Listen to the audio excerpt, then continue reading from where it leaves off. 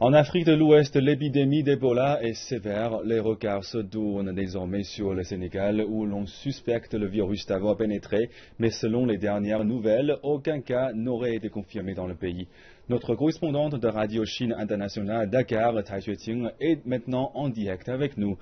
Bonjour Tai Xueqing, et pouvez-vous nous donner un mot sur la situation s'il vous plaît?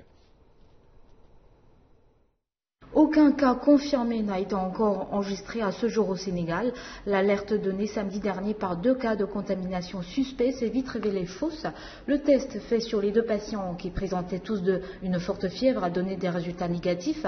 Ils étaient hospitalisés respectivement à Dakar et dans une autre ville à plus de 500 km au nord de la capitale. L'arrestation d'un journaliste cette semaine est à la une de l'actualité sénégalaise. Il s'agit du directeur de la publication du journal privé La Tribune.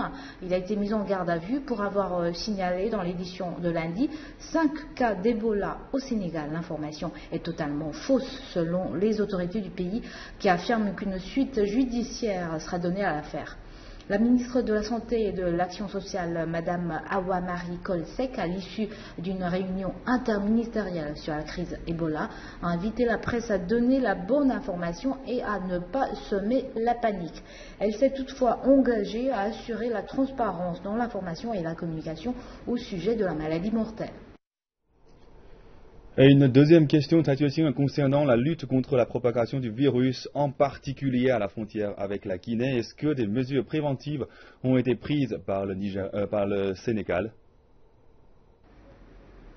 Oui, le gouvernement sénégalais a fait de nombreux efforts au niveau de la prévention et a promis de renforcer la formation du personnel médical et la surveillance des frontières. Un cordon sanitaire a été mis en place à plusieurs points transfrontaliers. À l'aéroport de Dakar, l'alerte rouge est donnée pour surveiller au mieux l'état de santé des passagers. Pourtant, aucune frontière avec les pays voisins n'a été encore fermée, les autorités jugeant qu'il n'est pas nécessaire de le faire. Et on se rappelle que le Sénégal avait fermé au mois de mai dernier et pour raison de l'éclatement de l'épidémie d'Ebola, sa frontière avec la Guinée-Conakry et cependant plusieurs semaines, cette fermeture a eu des conséquences négatives sur l'économie du pays. Et parallèlement aux efforts du gouvernement, la société civile se mobilise également pour lutter contre l'Ebola. Exemple avec Y'en a marre, un groupe de mouvement composé par des rappeurs et des journalistes. Eh bien, ce mouvement a lancé une campagne baptisée Ebola du Finane Nex. C'est du Wolof qui veut dire le virus Ebola n'aura jamais accès. L'objectif étant de vulgariser les connaissances de prévention auprès d'une population qui n'est pas 100% francophone.